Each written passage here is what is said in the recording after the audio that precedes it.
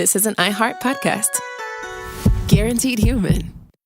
Well, the holidays have come and gone once again, but if you've forgotten to get that special someone in your life a gift, well, Mint Mobile is extending their holiday offer of half off unlimited wireless. So here's the idea. You get it now, you call it an early present for next year. What do you have to lose? Give it a try at mintmobile.com/switch. Limited time 50% off regular price for new customers. Upfront payment required. $45 for 3 months, $90 for 6 months, or $180 for 12-month plan. Taxes and fees extra. Speeds may slow after 50 gigabytes per month when network is busy. See terms. Support for the show comes from Public, the investing platform for those who take it seriously. On Public, you can build a multi-asset portfolio of stocks, bonds, options, crypto, and now generated assets, which allow you to turn any idea into an investable index with AI. It all starts with your prompt. From renewable energy companies with high free cash flow to semiconductor suppliers growing revenue over 20% year over year, you can literally type any prompt and put the AI to work. It screens thousands of stocks, builds a one-of-a-kind index, and lets you backtest it against the S&P 500. Then you can invest in a few clicks. Generated assets are like ETFs with infinite possibilities, completely customizable and based on your thesis, not someone else's. Go to public.com/podcast and earn an uncapped 1% bonus when you transfer your portfolio. That's public.com/podcast. Paid for by Public Investing. Brokerage services by Open to the Public Investing Inc. Member FINRA and SIPC. Advisory services by Public Advisors LLC, SEC registered advisor. Generated assets is an interactive analysis tool. Output is for informational purposes only and is not an investment recommendation or advice. Complete disclosures available at public.com/disclosures.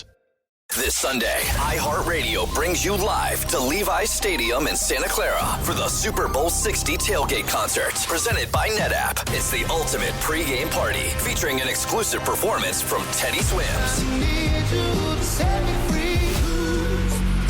Your front row experience will be on iHeartRadio stations across the country and the free iHeartRadio app this Sunday at 3:30 Eastern, 12:30 Pacific. Then, after the concert, tune in to the Super Bowl 60 pregame show on NBC.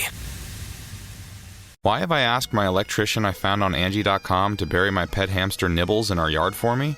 Because I was so moved by how carefully he buried my electrical wires, I knew I could trust him to bury my sweet Nibbles after his untimely end. Nibbles, gone too soon. May he scurry in peace. Hey, sorry about your pet, but I just wire stuff. Nibbles would have loved you like a brother. Connecting homeowners with skilled pros for over 30 years. Angie, the one you trust to find the ones you trust. Find pros for all your home projects at Angie.com. Did you know that parents rank teaching financial literacy as the toughest life skill? That's where Greenlight comes in, the debit card and money app made for families. With Greenlight, you can send money to kids quickly, set up chores, automate allowance, and track spending with real-time notifications.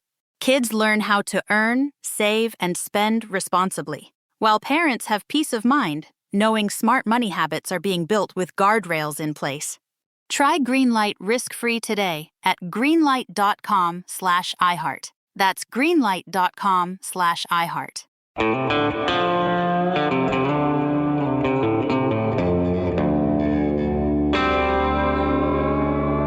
Body Bags with Joseph Scott Morgan.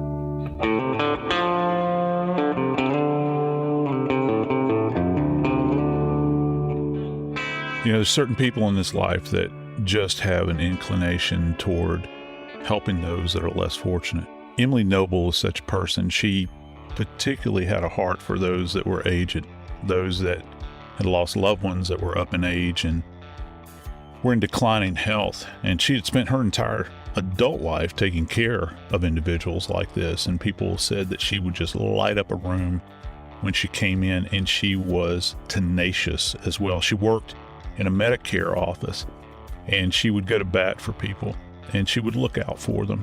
And she still to this day is remembered for that specific trait.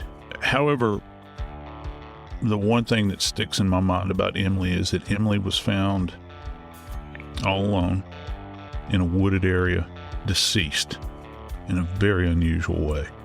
Today, we're going to talk about the death of Emily Noble. I'm Joseph Scott Morgan, and this is Body Bags. Joining me is Jackie Howard, executive producer of Crime Stories with Nancy Grace. Jackie, you know, Emily, she actually went missing on her birthday, that day that we celebrate a life of an individual. I can't even imagine how this impacted the world in which she inhabited. You're absolutely right, Joe. We do know that, as you pointed out, Emily was very highly thought of by her friends and family. And let's look a little bit at her life before we talk about her death. Emily was in her second marriage. Her first husband had died. He committed suicide. And then Emily met a new person to share her life with. Her second husband is Matthew Moore, and he brought children into the marriage, a 17-year-old son. And the son had some emotional difficulties, but Emily, as you said, had experience with that. So bringing this dynamic into their marriage was really not a hardship for Emily. She went out with her husband, again, Matthew Moore, to celebrate her 52nd birthday in 2020. That was the Memorial Day weekend holiday. They went out, had a nice evening, party a little bit, had a few drinks, had dinner with friends, and then they went home. That night, after going to bed, Matthew Moore says he got up, and instead of returning to the bedroom after using the restroom, he decided to go into a spare guest room so that he would not disturb his wife's sleep. When he gets up the next morning, Emily's gone. What do you do at that moment? You know, as an investigator, a lot of people would ask me, you know, some of the things that you're going to be looking for, you know, when you show up at a scene like this, where it seems as though the individual is just like vanished into thin air. You know, those remnants of their life. And, you know, you think about the world that we live in, you think about car keys and ID and pocketbooks and wallets and vehicles, you know, all these sorts of things that give you an indication that someone has actually left. And, you know, when we come onto a scene as an investigator, we'll look for those little points of evidentiary consideration along the way, just to try to get an idea as to what was happening. Because understand this, anytime you're talking about a missing persons case, and to a greater degree a death investigation, you got nothing to work with other than those physical things that are either present or absent. My old adage is this, and I teach my students this in the classes, is that, you know, negative findings are just as valuable as positive findings along the way, because, you know, if you create this huge mental checklist in your mind, you're essentially knocking things off that are going to probably block or occlude your view as an investigator, so you can begin to eliminate things. So if you've got a person that lives at a particular residence, their keys are still there, their wallet's still there, their vehicles, their money, all those sorts of things that you need to kind of get by outside of the home, then that begins to narrow your focus down quite a bit. And then, of course, the next thing you're going to jump to are things like, you know, signs of struggle. And we've all heard this before. There's no signs of forced entry or struggle at the scene. And it's almost a boilerplate statement that we make, but there's a lot of depth there. You know, when you think about it, signs of forced entry. Well, we'll look around the door frame to see if it's been pressed in any way. One of the things that I have been witness to, where you have somebody that comes into a home and actually commits some kind of horrible crime in this environment, I've seen any number of times where there is a clear footprint on the door, generally near the latch externally, where people have kicked it in. And it really, that tells a lot, doesn't it? Or maybe a location where somebody's put their shoulder into the door and you've got broken glass and the frame is kind of caved in. And then when you get inside of the home, if someone is resistant, for instance, you kind of surprise them. You might have upturned furniture where they're struggling to get away from the stranger, but none of that stuff existed. And keep in mind, she's indwelling this residence with her husband. Even though he's not in the same room with her, according to him, he's, you know, gone off and slept in a separate area in order to avoid waking her up. You would think that if something like that had occurred, he could have been alerted, you know, a high-pitched scream or the crashing of furniture and all that sort of thing. None of that really existed in this environment. Emily just kind of vaporized, just disappeared. You brought up being able to hear if something happened. So you're talking eyewitness and ear witness. So did the husband hear anything? Did he hear someone trying to get into the home? And then we want to look at the eyewitness. Not just did anybody in the neighborhood see something going on, but looking at what was found in the bedroom. Was anything missing? Was the bed awry? Was there blood? Was there anything broken? And those are all the things that you're talking about, Joe. So how do the investigators proceed, since at this point there doesn't seem to be anything wrong? Yeah, there's not. And I think that one really salient point here that would really, from an investigative standpoint, that would really raise my red flags is what do we know about what was occurring that evening? Well, we know that there was a birthday celebration. And anytime you have, as a death investigator in particular, I've always had these kind of markers. They involve anniversaries, birthdays, maybe anniversaries in your mind where they're benchmarks in your own life where people have passed away that you greatly love. Now, sometimes those are indications of an individual maybe going off to do some kind of self-harm, all right, because they're sad about getting older, or they're sad because they're missing somebody in their life, or, they've gone through a divorce or something that happened on that particular day. And then you couple that with the fact that she and her husband had, gone out that night to celebrate her birthday. And it's not like they just stopped off at a local watering hole and just kind of sat there and just, talked and, had a few drinks. They went to multiple locations. And when you begin to talk about something as weighty as this adult woman that just vanishes off of the face of the planet,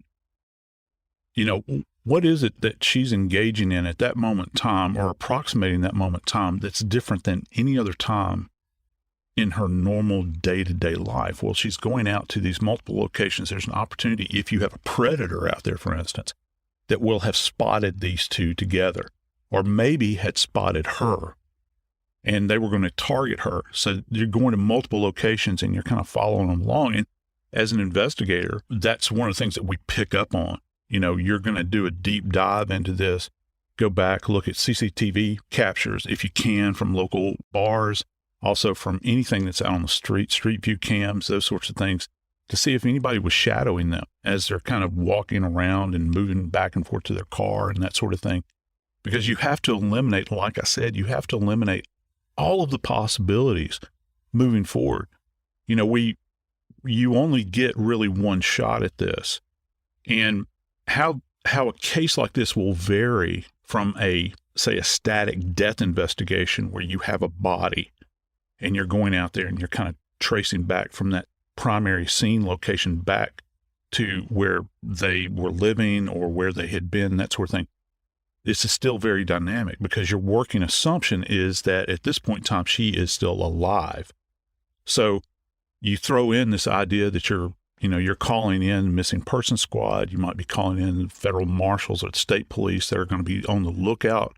And so you've got all this other data that's coming in, and that's all fine and good. But what happens is a lot of the stuff that you're looking at forensically that a death investigator would look at is kind of being lost. It's being lost because your focus has shifted in this type of investigation. I know that there's not a printed list, Joe, of things that investigators go through. It's probably a list in their mind of, what they're looking for in a house or in a location, rather, when someone goes missing. But here you have the evidence, her phone, her keys, Emily's wallet are still in the home. So you've got this checklist that you go by in your mind that you're checking. Is anybody seen her? Is there cameras in the house? Are there footprints outside? So many things. But if there is, as you pointed out earlier, negative findings, how do you go about setting yourself up for a successful investigation? Well, it comes down to probability at that point in time. You begin to think, well, if she is not here in this location and there's no evidence that something has happened that is indicative of a horrific event like broken furniture, blood trails, blood spots, attempts to clean up blood, all those sorts of things, then you have to think, well, what are going to be my highest probabilities for what happened to her? And you have to follow kind of that line of logic. And, if the car is still there, you think, well, she's walking. She's ambulatory at that point in time. She has wandered away from the house. I don't know, maybe she came home that night. They'd had a lot to drink. She's in the bedroom by herself, admittedly, according to her husband. Remember, he said he went and slept in the other bedroom. She wakes up. She's disoriented. She walks out of the door, closes the door behind her, and wanders off, maybe in her bare feet. If you can't find her shoes around the house, then you assume that she put them on. But if she didn't, maybe she's got a pair of house shoes, she walked out in those. What are the possibilities? And it's from that central point, which would be her bedroom, where she was last known to be alive, according to her husband. You would begin to use that as your investigative hub. That's the hub of the wheel. And then radiating out from that, you're going to follow every type of physical path that she could have potentially tried, if you will, to get as much distance between her and the central hub and an ending location. You know, you begin to think about things, well, is there a wooded area that she could have wandered off into? If there is a wooded area, what kind of hazards are in there? Are we talking about that there's some kind of gulch or, you know, a cliff that she could have stepped off on? If she's in rugged territory, is there a river or body of water nearby that she could have wandered off into and became helpless and maybe drowned in that location? Is there a major roadway? If she was disoriented and she walked out into the roadway where somebody could have snatched her up, or even worse, she could have been struck as a pedestrian. She's laying dead on the side of the road. And, you know, to your point, you know, we talk a lot about these checklists that we kind of run through in our mind. I've got to tell you, in my time as a death investigator, and when I first started as a very young death investigator, we didn't have a bunch of checklists that, you know, we could download off of something.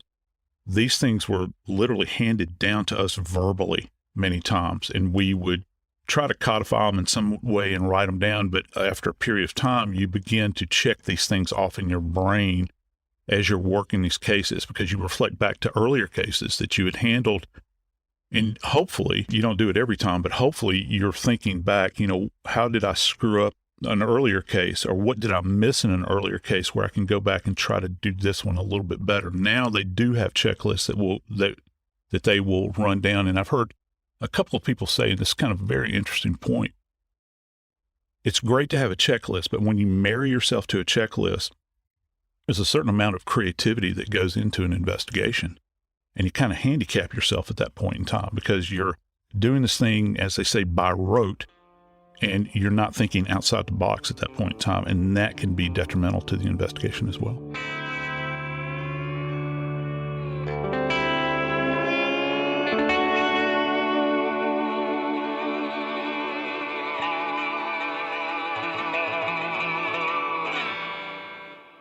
Support for the show comes from Public, the investing platform for those who take it seriously. On Public, you can build a multi-asset portfolio of stocks, bonds, options, crypto, and now generated assets, which allow you to turn any idea into an investable index with AI. It all starts with your prompt. From renewable energy companies with high free cash flow to semiconductor suppliers growing revenue over 20% year over year, you can literally type any prompt and put the AI to work. It screens thousands of stocks, builds a one-of-a-kind index, and lets you backtest it against the S&P 500. Then you can invest in a few clicks. Generated assets are like ETFs with infinite possibilities, completely customizable and based on your thesis, not someone else's. Go to public.com/podcast and earn an uncapped 1% bonus when you transfer your portfolio. That's public.com/podcast. Paid for by Public Investing. Brokerage services by Open to the Public Investing Inc. Member FINRA and SIPC. Advisory services by Public Advisors LLC, SEC registered advisor. Generated assets is an interactive analysis tool. Output is for informational purposes only and is not an investment recommendation or advice. Complete disclosures available at public.com/disclosures.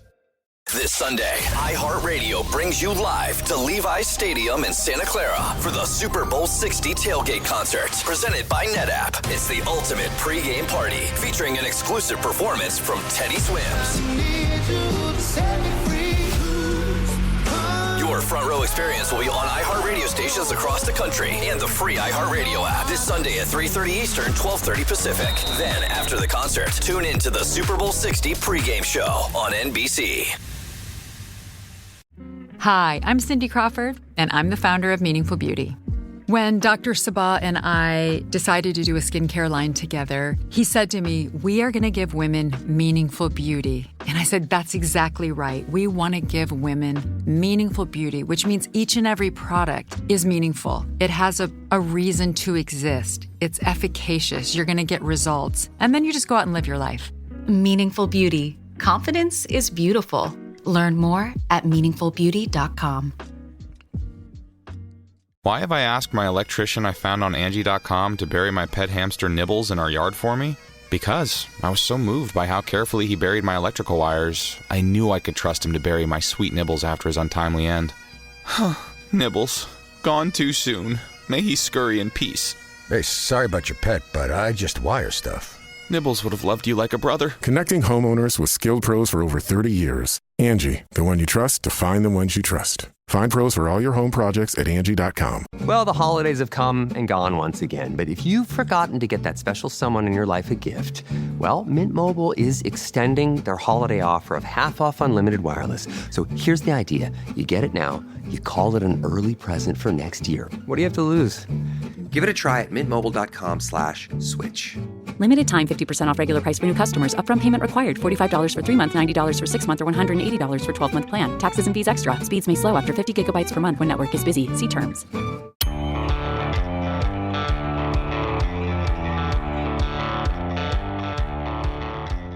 You've got someone in your life that you just absolutely dearly love. I cannot even begin to fathom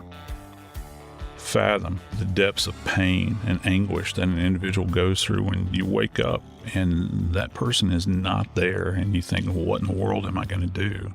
Who is there to help me? Because I can only imagine that is probably as alone as you will ever feel as a spouse. So with that said, Jackie, you know, the search has got to start somewhere, and you have got to call in help at this point in time.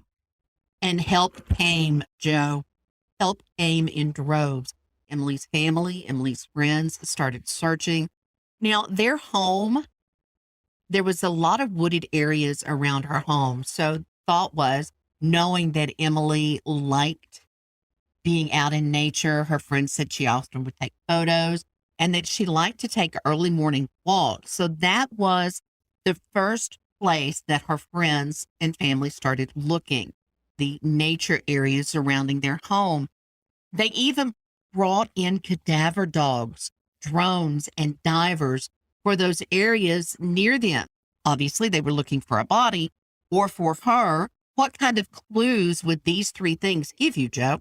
Look, you introduce a canine into this environment, and we all know that, you know, when we see things, we're visualizing things. We kind of have a visual spectrum that we work on where we sense different types of light, shading, all those sorts of things.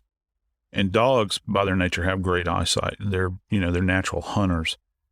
But if you think their sight is fantastic, you begin to think about, and I've worked with cadaver dogs before, you begin to think about this kind of olfactory spectrum that they have, that sense of smell. It is beyond anything that we can actually fathom as humans. And so, and it's very finely tuned. And these dogs, when you're talking about a cadaver dog, as opposed to, say, for instance, a tracking dog, we have this old image of a blue tick hound dog that they use and where prisoners have escaped and they put these dogs on the trail. The cadaver dog is specifically trained to go out and pick up scent of the dead, because the dead have a very specific odor that dogs can pick up on. And, you know, and interestingly enough, over the years when I worked at the coroner's offices and medical examiners' offices I worked for in the past, cadaver dog trainers would actually come to our facility and they would many times grab a rag with our permission, bring a rag with them that's uncontaminated or an old sock. And they would essentially scent that item with the scent of the dead. It can come in a variety of choices here. You have the freshly dead to decomposed, severely decomposed, which we would have at the morgue, to something as benign as skeletal remains, which you wouldn't think would have a scent, but it does. And they would have samples from each one of these, and they would take these dogs out and train them on this olfactory spectrum, if you will. And so it's quite fascinating to see these animals work. And so I think, again, you get when an investigator is in the presence of a cadaver dog, it can, I think that on one level, it can make you kind of lazy because you're sitting there and you're thinking, well, if the dog doesn't hit out here, then there's nothing to be found. Well, as great as these dogs are, they don't always find everything that there is out there. And, you have to couple that with common sense as well. The whole thing is not on the dog itself. It's on how the handler manages the animal. And then all of the peripheral people. Let's think about, She had friends that were out there. There were people that really loved this woman and cared about her because she had cared for so many other people. And so you had people that would go out day after day looking for her because they all knew, like we'd said earlier, her wallet, her keys, money, everything was still, her vehicle still there. Where could she have gone to? She just didn't, kind of ascend up in the air and float off. She had to have left that location very specifically, probably walking away or having been walked away from that location. So you begin to look at this and, some of the other factors that come into play. Well, do you have a person that tracks humans that's out there that can look for sign? Things like cloth caught in trees, threads, reading sign of, say, footprints, disturbed vegetation, which you would look for, things that are broken, things that are pressed away. Because if you have somebody, let's just say you have somebody that is in an altered state, that altered state is going to impede their ability to find a standard path to walk down. So they're going to walk through overgrown brush areas. And a person that's keen to this, that can look at this, can understand, well, this area of vegetation has been penetrated by somebody or something. You can see these broken branches. You can see the ground is pressed down. All the vegetation is pressed down. They're going to be really keen to follow that and see that. One of the things that you're hoping is not going to happen, though, is that you'll have a volunteer that might walk through the same area and contaminate the area or disrupt it from its original pristine composition. You mentioned something that I found absolutely fascinating. In talking about the cadaver dogs, they can smell bones even when there is no organic matter remaining. Well, yeah, and, bone itself is, in fact, organic, but kind of what you will have, the problem is we're influenced so much by media, and the things that we see on television, all those sorts of things. You think, people, when they think skeleton or skeletonized remains, they see some whitewashed collection of bones that have been created on a set somewhere. That's not the reality.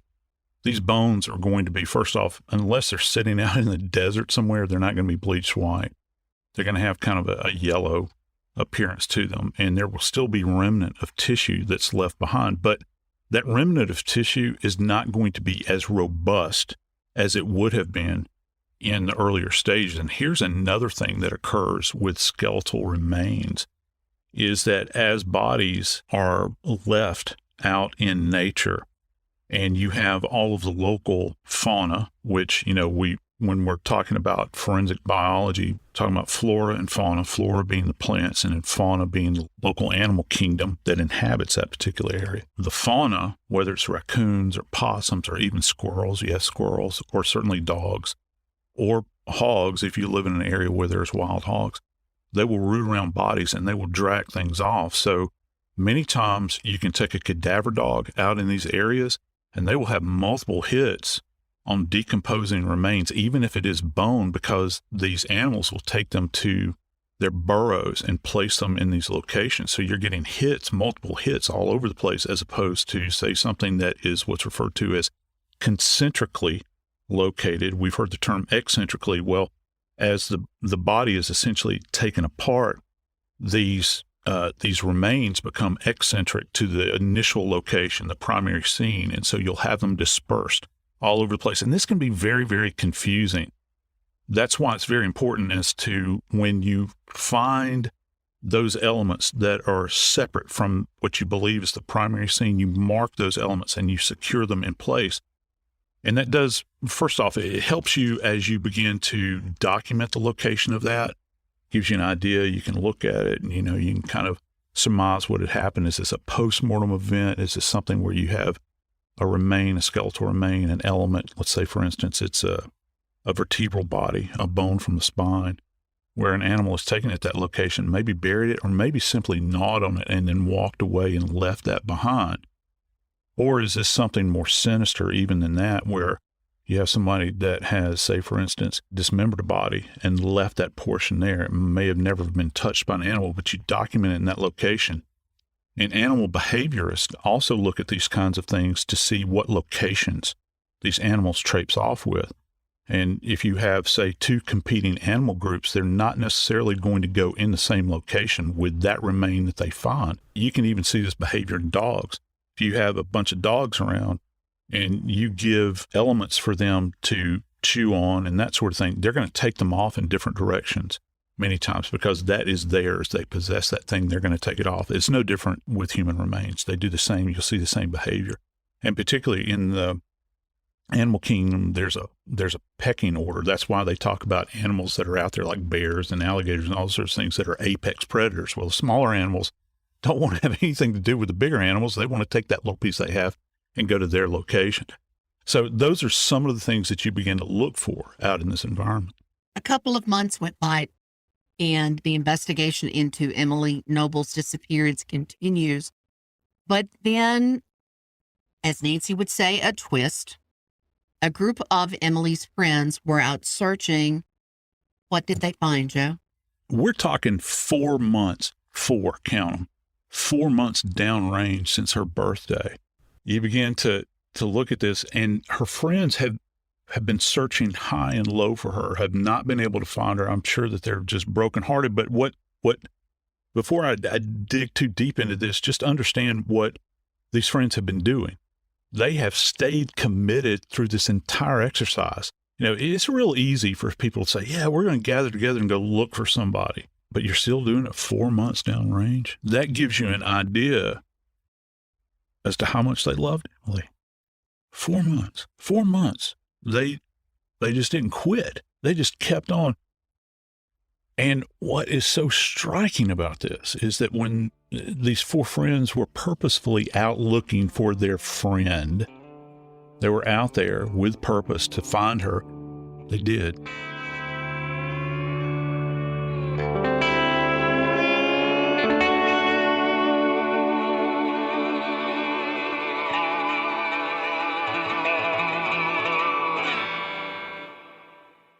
Support for the show comes from Public, the investing platform for those who take it seriously. On Public, you can build a multi-asset portfolio of stocks, bonds, options, crypto, and now generated assets, which allow you to turn any idea into an investable index with AI. It all starts with your prompt. From renewable energy companies with high free cash flow to semiconductor suppliers growing revenue over 20% year over year, you can literally type any prompt and put the AI to work. It screens thousands of stocks, builds a one-of-a-kind index, and lets you backtest it against the S&P 500. Then you can invest in a few clicks. Generated assets are like ETFs with infinite possibilities, completely customizable and based on your thesis, not someone else's. Go to public.com/podcast and earn an uncapped 1% bonus when you transfer your portfolio. That's public.com/podcast. Paid for by Public Investing. Brokerage services by Open to the Public Investing Inc. Member FINRA and SIPC. Advisory services by Public Advisors LLC, SEC registered advisor. Generated assets is an interactive analysis tool. Output is for informational purposes only and is not an investment recommendation or advice. Complete disclosures available at public.com/disclosures.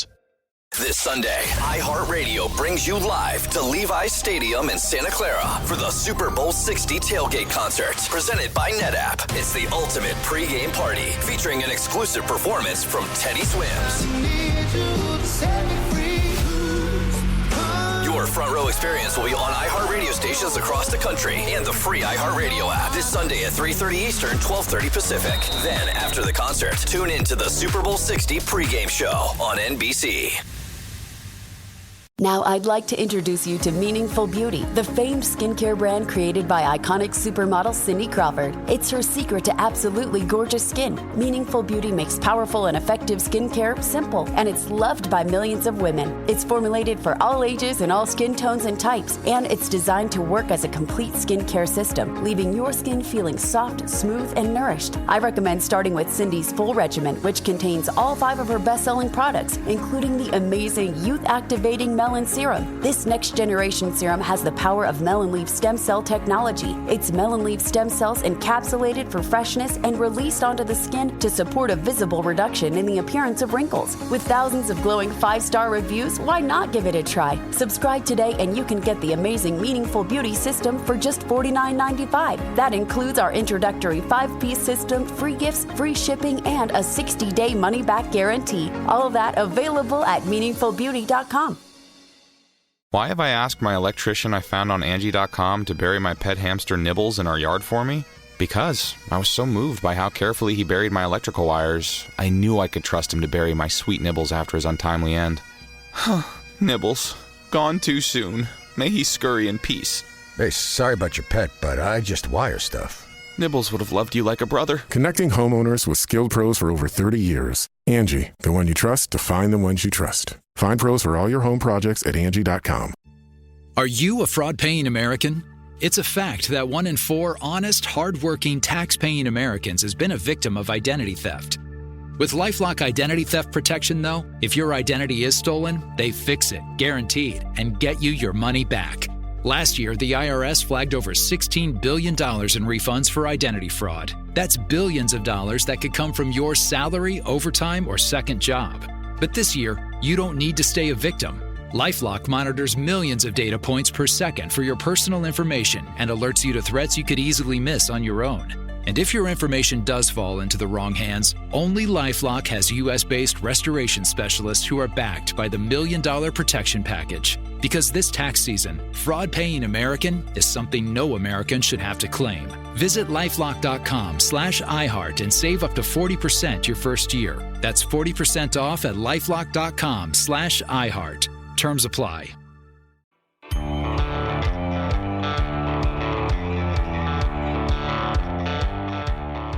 You know, being a death investigator by trade, it wasn't me that generally found bodies. I think maybe in the entire course of my career, I actually found maybe 3 bodies. You're the one that is always summoned out after the body has been found. And I've always wondered about a civilian that's out wandering about, particularly an individual that might be vested, and they come across a body. It's got to be one of the most shocking things that anyone could be subjected to. It would have to be a horrifying experience, especially to find your friend in the position and the state that the body was in. As Emily's friends were out searching, they came across a decomposing body that was found in a kneeling position near a tree, and there was a rope, what appeared to be a rope, suspended from the tree. It actually turned out that it was a USB cord around Emily's neck. They had to use dental records to identify Emily Noble. Yeah, you're talking 4 months downrange, as I'd previously mentioned, and during that period of time, and in this environment, remember, we've gone through the entire summer here. Remember, let's reflect back just for a second. She went missing back in May. All right. She was not found until September. So regardless of what geographic location you may live in our country, in the United States, temperatures are going to begin to rise, going into, starting in April, they begin to rise and then, they'll gradually fall off. But with heat, as we've previously discussed on body bags, with heat comes more rapid decomposition. The colder it is, the slower decomposition is. The hotter it is, the quicker it happens. And the fact that they were able to find her body still intact, and to say that the body is intact is in air quotes here, because it's one of the most bizarre things I've heard of in some time. They did find her remains there. And this is not like you can walk up to Emily's mortal remains and say, yeah, that's Emily. All right. I've never been a fan of that. I'm not a fan of showing families' bodies, the old idea where you pull the sheet back and they look at the face, say, yeah, that's my loved one. I like scientific verification. And as you had mentioned, Jackie, just a moment ago, they did use antemortem dental records. You have to track down a dentist because you suspect that it might be her. But you have to have a forensic odontologist who is a forensic dentist that will come in and actually do a dental chart. Just think about going to your dentist and the dentist charting your teeth in life. Forensic odontologists, though, many times they're known for bite mark examination. Where they really make their money is identifying bodies, because the teeth are so static. They're there. It's not like other things in the body. It's as accurate as you can be without getting into the area of DNA, which they eventually did with Emily. But you compare the antemortem, which means prior to death, with postmortem dental charting. So you're looking for missing teeth, which may have been missing in life. Say if somebody had, I'll give you an example. If someone has had their wisdom teeth extracted in life, well, if you come across a body and they still have their wisdom teeth, automatically that person doesn't qualify. That chart that you have, that you suspect that it might be, that person's out of the betting at that point in time. But if you see that their wisdom teeth are missing and the antemortem chart that you have indicates those wisdom teeth, that's one box you can check. Then you go and look at fillings to see what teeth are filled. Did she have any cavitations in her teeth? Did she have any replacement? Was there a bridge there? Did she have caps on her teeth? You know, some people will get porcelain caps covering their teeth, crowns, those sorts of things. Any kind of manifestations. Teeth are absolutely fascinating in a sense as for their utility to identify a body. And not just that, but the position of teeth, because teeth, they have multiple planes of identification. It's the basis why people get corrective things done to their teeth all the time. You know, when we're kids, people get braces placed on their teeth because teeth rotate, you know, along the compass face, 360 degrees. Along those points, they can rotate in any number of degrees, and people want to get those shifted back so that they look, quote unquote, normal, you know, whatever that means relative to teeth. So they can be pitched forward, pitched back, they can pitch sideways, and they can rotate. So those are unique to each individual. And so what makes it even more unique is that there are 32 teeth in the adult mouth. So that's what makes it so fascinating. When you begin to do the math on this, the opportunity becomes exponential in order to identify. So that's why they rely upon this. But once they got her identified, because you could not look at her body and say that that is in fact her, then the assessment begins to, well, what actually happened to her?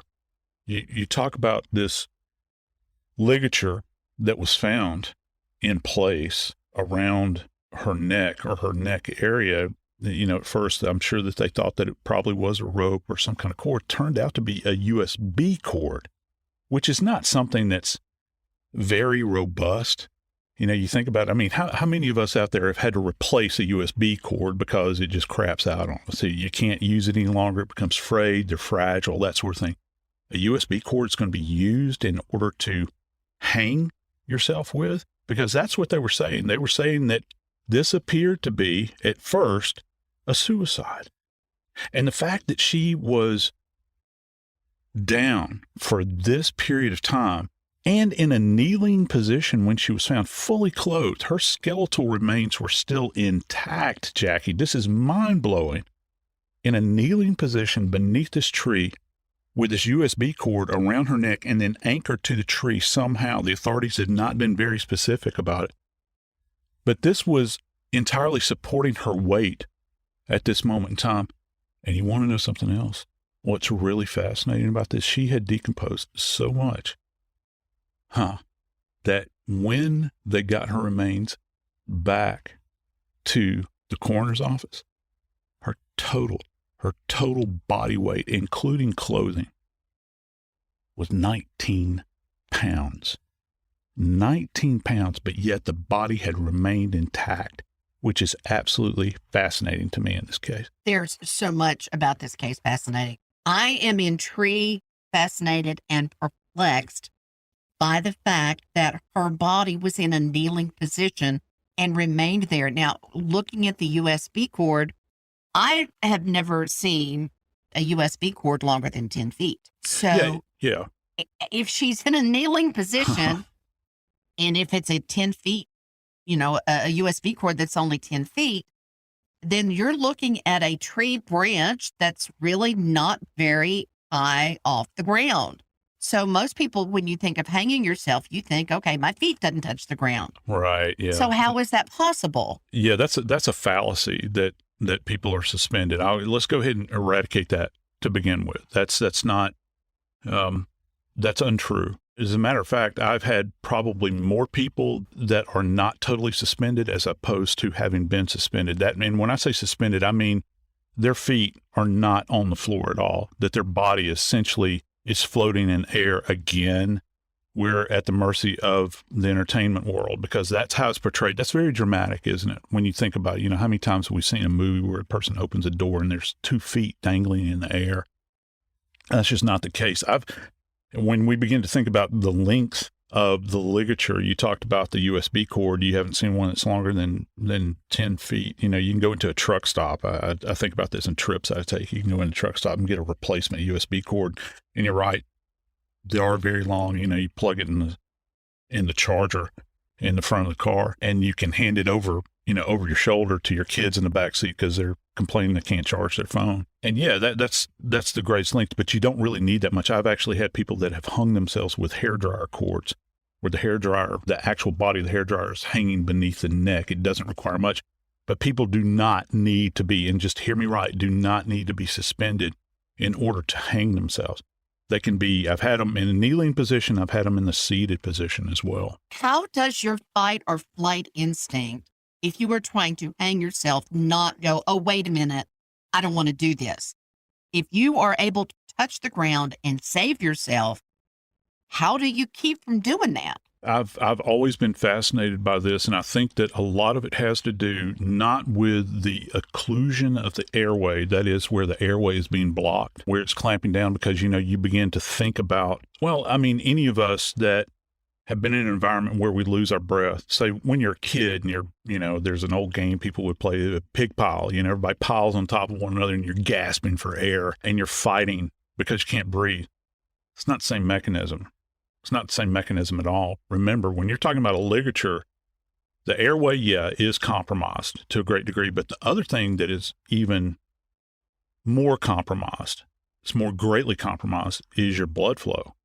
What happens when those areas are blocked? You know, you've got your carotid vessels that are supplying your brain with oxygenated blood. Well, I'll tell you what happens. There's a sleepiness that sets in. And people will sit themselves in these positions and slowly sink to the floor. There's a lack of oxygen saturation going to the brain, okay, vis-a-vis the blood, not the airway. The airway is the uptake, you know, you're supplying through your lungs and all that. No, that's not what I'm talking about. I'm talking about oxygenated blood making its way to the brain. You have a anoxic event where the flow of oxygenated blood is being shut down to the brain and people become sleepy at that point in time. That's the only way I've ever been able to explain this, because it's fascinating to me when I see someone that is not totally suspended. They're either sitting on their backside or on their knees, and they've hung themselves this way.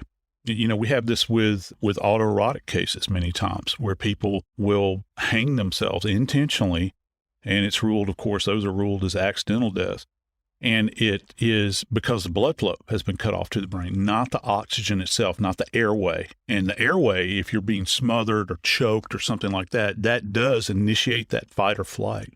When we look at the injuries that Emily Noble had, we find that she was strangled, yet she also had some severe injuries to her face and neck. Yeah, we do. And that is what has led authorities to begin to question as to whether or not this case was in fact a suicide. And they've come to the conclusion that Emily's death was actually a staged suicide. That means it is something that is made to look as though this was a hanging, a self-inflicted hanging, as opposed to something much more nefarious and dark. And let me give you the evidence that I have for this. If you think about the base of your tongue, and how many times have we talked about this, you know, over our time together, Jackie? Let me guess, not just we're on body bags, about the hyoid bone. Yeah. That's what we're going to talk about. The hyoid bone sits so high up in the neck. And again, I'll refresh everybody that doesn't remember, the hyoid bone is the only non-articulated bone in the human body. That means it's not connected to any other bone. And its sole purpose is to anchor the tongue in the back of the throat. You begin to think about how high up in your throat the back of your tongue is. It doesn't go all the way down, you know, all the way down your throat. It's anchored in the back, and it's anchored by the hyoid very, very high up. So you begin to couple that, and you look at the diameter, which is, I don't know, 1/4 of an inch maybe for a USB cord. How's a USB cord going to break? It would have to be so high, and you would have to fall with such force, and it would have to be specifically targeted. And here's the thing about her fractures, and I say fractured. Notice I say fractures, plural. The hyoid bone is shaped like a horseshoe, or some people say, you'll hear forensic pathologists talk about it as a bird-like structure. That means it's got wings. You've got the left greater horn and the right greater horn, which are the end tips of this thing. Okay, like just think about the tips of the wings of a bird, all right? Both of those wings in Emily's case are fractured. You know what that requires? That requires specific targeted pressure to those areas for a sustained period of time. The only way you achieve that is by either a C-clamp or a throttling. C-clamp is a single hand that goes up high on the neck and you begin to squeeze down like you're squeezing an orange. Or throttling, where you've got your thumbs crossed over in that kind of classic theatrical choking somebody out, and you're high up on the neck and you're squeezing. But not only was Emily's hyoid fractured in multiple locations, but also her thyroid cartilage, which sits inferior, which is just a fancy word for below the hyoid. It's a cartilaginous body that kind of contains, where our airway is and everything. It was fractured as well. So you've got cartilage that was fractured. That's how much pressure was applied. You're not just talking about a bone, which we think about fracturing with bones. We don't think about cartilage being fractured. In her case, her thyroid cartilage was actually fractured and snapped along the way. There's evidence that she's got damage to her maxilla. If everybody will essentially take their index finger and touch above their upper teeth, that hard area where your teeth are implanted or set, that's your maxilla. That's the hard palate up there. That was damaged as well. You say, well, how are those two things associated?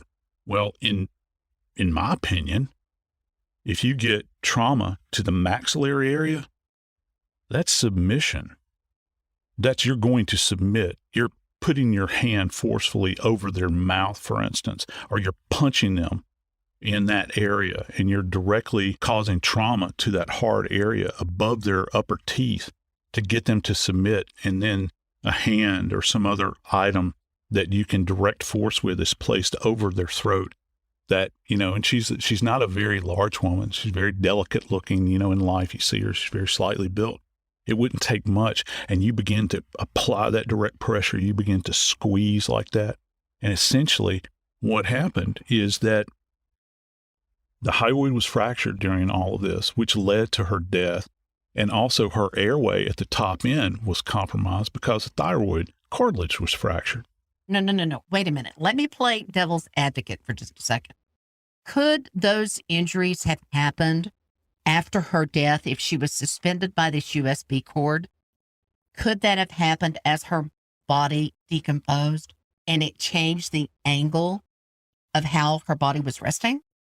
I might agree with you if we said that the USB cord was overlying one specific area and it gave way. The structural continuity it gave in to this time that her body spent decomposing. But two specific areas? You're talking about a bone that's very isolated and with two bony prominences that are probably 2 to 3 inches in width apart. Well, let's just say 1.5 inches to 2 inches. And both of those features of that singular bone were fractured. I find that highly unlikely. It would tell me that you had to have direct pressure applied for a protracted period of time. And it would have to be an increasing pressure to get this bone in these two separate locations anatomically to snap. That's what would have to take place. And one of the things that we look for and I'm going to kind of tell everybody, kind of how we differentiate between a staged suicide and a real suicide. When you're looking at a ligature that is around somebody's neck that has been used to kill themselves with, a noose, if you will, because of the suspension, because of the weight of the body hanging down, and it's being supported by this noose, on the exterior of the neck, say the tissue that's left behind, you'll have this interesting feature. that will present itself that's called tinting. And not like the tinting on your car windows. Tinting, like we're going tinting tonight, like pup tint, Tenting. Tinting feature that literally travels upward in an acute angle so that the noose forms kind of the top of the pup tent at the backside of the head. And so you'll have this deep furrow. And remember, USB cord is not very robust. It's very, very thin. So the rule of thumb for us as death investigators, the more narrow the ligature, the deeper the furrow, because you've got a smaller surface area to support the body weight. So if someone used, say, for instance, a belt, say a 3-inch wide belt, the furrow is going to be shallow, okay? It's not going to be real deep because you've got that wide surface area to support the body weight. With a USB cord, however, it's going to dig in. It'll be very, very deep. Now, if a person has been hanging for a protracted period of time, they'll have this tinting feature. However, if there was other pressure that was applied below that, say like a broad area where you have hemorrhage that's not running, say, acutely upward, that's associated with the tinting feature, but yet you have hemorrhage that's running kind of parallel to the shoulders where it's going straight back in the soft tissues of the neck, that's an indication that someone has applied direct pressure downward as opposed to acutely upward, and the pattern would not match. And so you've got these two things that are staring at you, you're trying to make heads or tails of. And that's one of the big indicators that we look for, specifically in this area. There are other things you look for in staged suicide, but specifically in this area, this is one of the things that you look for to try to determine if an event was staged or not. One of the other issues, Joe, that came up in looking at this being staged, let me say now that Emily's husband, Matthew Moore, was arrested and charged with Emily's death. And one of the facts that came into play was that Moore's son, Joey, committed suicide. He hung himself. Yeah, and that, certainly as an investigator, that you have to look into that, okay? That's something you're going to have to dig into, because once you have an individual in a family, and listen, you understand this very important point here. Many times you will have copycat events in families where there's suicide or a history of suicide. People will witness this happen in their family, and then they'll follow suit, okay? And I think that's the first thing you're going to check off the list. You're going to look at this and say, well, is there any indication here? You have to explore that as an investigator. You have to look into that and say, well, is there any similarity here between what has happened to Emily, and compare that with what happened to Matt's son, Joey, many months before when he died. And, according to the press, Joey had a tremendous amount of psychological illness that he was dealing with. And, what kind of really makes this quite sad is the fact that Emily loved this kid. He became part of her family. From what we are understanding, Emily took over quite a bit of the parental role in Joey's life. He was really debilitated psychologically, and she would tend to him. She would watch after him and really apparently loved him deeply. And so you could see how his death would impact someone. And not only that, but you begin to look at Emily's history as well. And you know that her first husband, who people have stated that she regarded as the love of her life, he had taken his life. There are not a lot of specifics as to how that first husband, took his life. But her life's been touched. It's certainly been touched by suicide, like many of us, that are out there in public. But in hers in particular, two people that she truly cared for had lost their lives. And as investigators, as unpleasant as it is, you have to exhaust every possibility, because at the end of the day, you want to look at these cases and make sure that not only are they thoroughly investigated, but if there is evidence, they are thoroughly prosecuted as well. Matthew Moore has been arrested and charged with Emily's death. Although, let us do point out, this case has not yet been adjudicated, and everyone is innocent until proven guilty.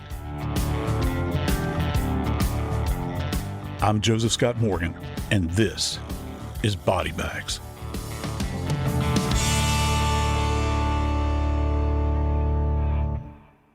This Sunday, iHeartRadio brings you live to Levi's Stadium in Santa Clara for the Super Bowl 60 tailgate concert, presented by NetApp. It's the ultimate pregame party, featuring an exclusive performance from Teddy Swims.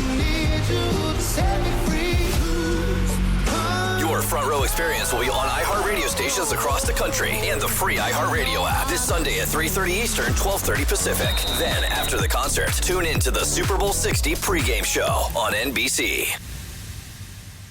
Running my small business was like playing basketball 5-on-1, and I was the one. Now, QuickBooks gives me access to a team of AI agents and trusted experts for the assists I need. Nothing but net. Outdo it with Intuit QuickBooks. Feature availability varies by product. Are you a fraud-paying American? 1 in 4 tax-paying Americans has been a victim of identity fraud. With LifeLock, if your identity is stolen, they fix it, guaranteed, or your money back. Last year, billions in refunds were stolen. Could be from your salary, overtime, or second job. Gone. But this year, you don't need to stay a victim, because this tax season, fraud-paying American is something no American should have to claim. Save up to 40% your first year. Visit lifelock.com/iHeart. Terms apply. It never happens at a good time. The pipe bursts at midnight. The heater quits on the coldest night. Suddenly, you're overwhelmed. That's when HomeServe is here. For $4.99 a month, you're never alone. Just call their 24/7 hotline and a local pro is on the way. Trusted by millions, HomeServe delivers peace of mind when you need it most. For plans starting at just $4.99 a month, go to HomeServe.com. That's HomeServe.com. Not available everywhere. Most plans range between $4.99 to $11.99 a month your first year. Terms apply on covered repairs. Picture chicken nuggets in your head. Okay, now forget them. Because Taco Bell's crispy chicken nuggets are here. And they're nothing like the nuggets you know. All white meat chicken, coated in tortilla chips for that signature Taco Bell crunch. A nugget like that calls for a sauce that can keep up. Introducing Hidden Valley Diablo Ranch. The iconic ranch you love, fired up with Taco Bell Diablo sauce. Bold meets bolder. Ranch meets Diablo, and it works. Crispy chicken nuggets from Taco Bell. A brand new classic. At participating U.S. Taco Bell locations for a limited time only, while supplies last. This is an iHeart podcast. Guaranteed Human.